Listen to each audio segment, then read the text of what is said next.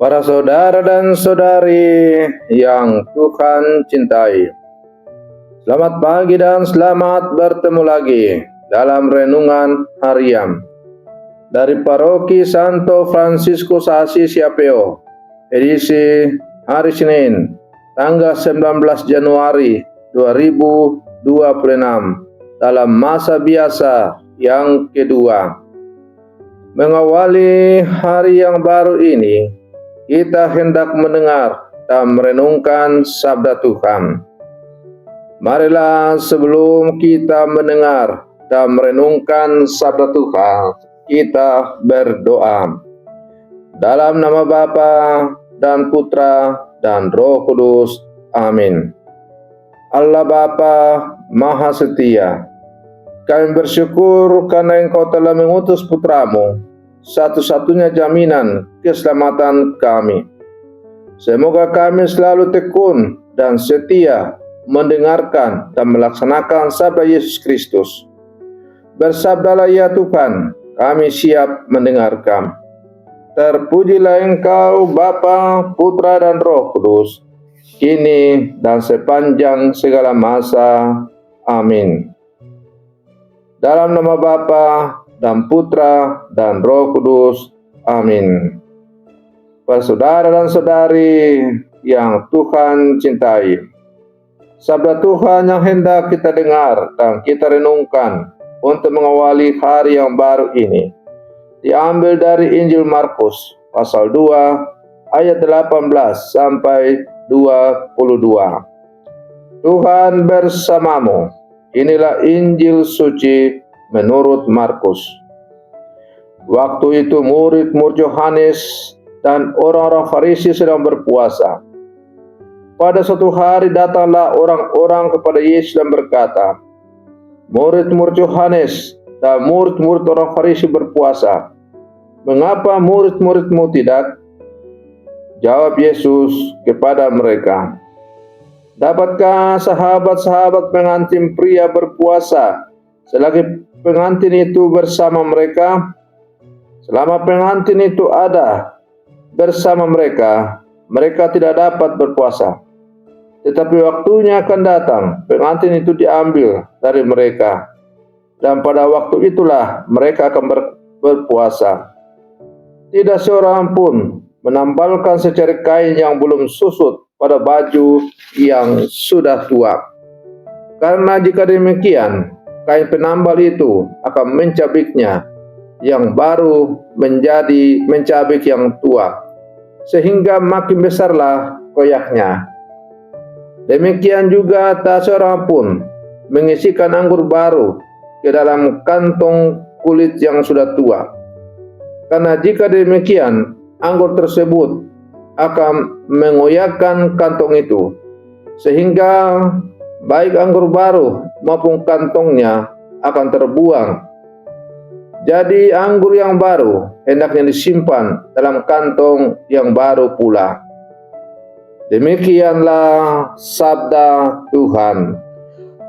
Para saudara dan saudari yang Tuhan cintai, sabda Tuhan yang dipendengarkan oleh gereja pada pagi hari ini membawa kita pada sebuah pertanyaan yang sering muncul dalam hidup beriman kita. Mengapa cara Yesus sering terasa berbeda dari kebiasaan religius yang sudah ada? Orang-orang bertanya kepada Yesus, mengapa murid-muridnya tidak berpuasa seperti murid Yohanes Pembaptis dan orang-orang Farisi. Pertanyaan ini bukan sekedar soal puasa, tetapi soal cara memahami Allah, iman, dan kehidupan rohani.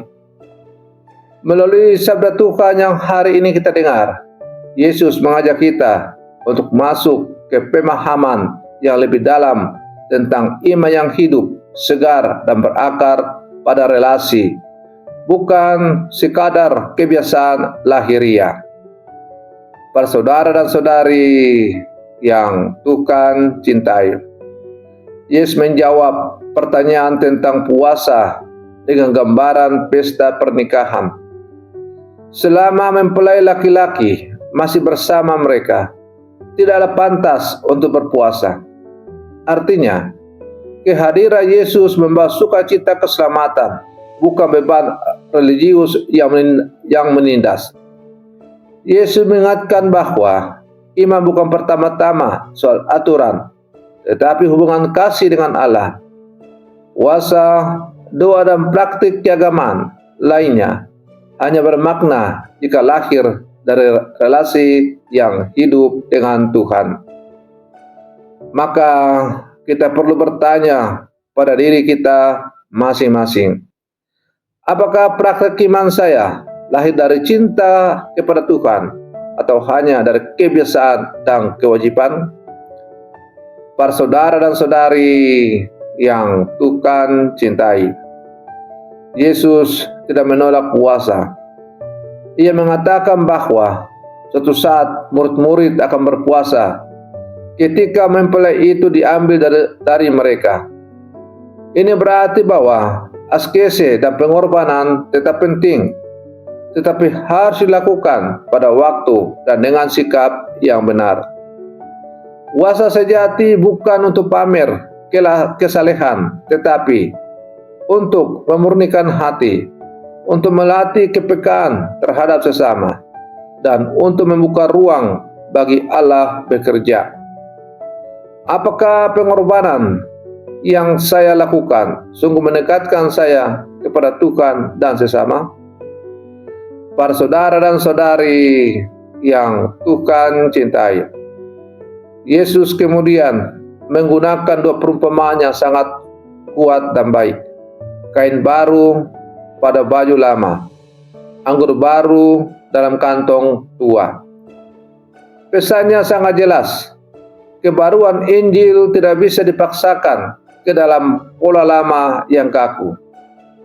Injil menuntut hati yang terbuka, sikap yang mau diperbaharui, dan keberanian untuk berubah. Dalam hidup kita, kantong tua bisa berubah. Cara menghakimi orang lain, iman yang kering dan rutinitas, sikap merasa diri paling benar. Apakah hati saya masih lentur untuk dibentuk oleh Injil, atau sudah menjadi kantong tua yang menolak pembaharuan? Para saudara dan saudari yang Tuhan cintai, sabda Tuhan hari ini juga berbicara tentang gereja. Gereja dipanggil untuk setia pada Injil, tetapi sekaligus selalu terbuka pada pembaharuan Roh Kudus. Kesetiaan sejati bukan berarti menolak perubahan, melainkan membiarkan Roh Kudus terus membaharui cara kita hidup dan bersaksi. Karena itu, ada semboyan dalam gereja yang amat terkenal, Ecclesia Reformanda. Gereja harus terus-menerus membaharui dirinya agar tidak ditinggalkan oleh zaman. Para saudara dan saudari yang Tuhan cintai, sabda Tuhan hari ini mengajak kita untuk menilai kembali hidup iman kita. Tuhan tidak menghendaki iman kaku dan mati, tetapi iman yang hidup, penuh sukacita, dan terus diperbaharui. Yesus membawa anggur baru, kasih, pengampunan, dan kehidupan baru. Ia menantikan kantong baru, hati yang rendah, terbuka, dan siap diubah. Maka marilah kita bertanya pada diri kita sendiri, apakah saya siap diperbaharui oleh sabda Tuhan hari ini? Marilah dalam seluruh kehidupan kita sebagai orang-orang percaya di zaman sekarang, kita terus membuka hati, membaharui diri, dan membiarkan sabda Tuhan terus bergema dalam hidup kita, agar hidup kita semakin selaras dengan kehendak Allah. Para saudara dan saudari yang Tuhan cintai, mari kita akhiri renungan pagi kita ini dengan berdoa. Dalam nama Bapa dan Putra dan Roh Kudus. Amin. Tuhan Yesus Kristus, Engkau sudah datang membawa kehidupan baru dan sukacita keselamatan bagi kami. Baharuilah hati kami yang selalu kaku dan tertutup, Lepaskan kami dari iman yang hanya rutinitas, dan jadikanlah kami pribadi-pribadi yang terbuka pada karya Roh Kudus. Ajarlah kami berpuasa dan berkorban dengan hati yang murni, agar hidup kami sungguh mencerminkan kasih dan kebaruan Injil-Mu.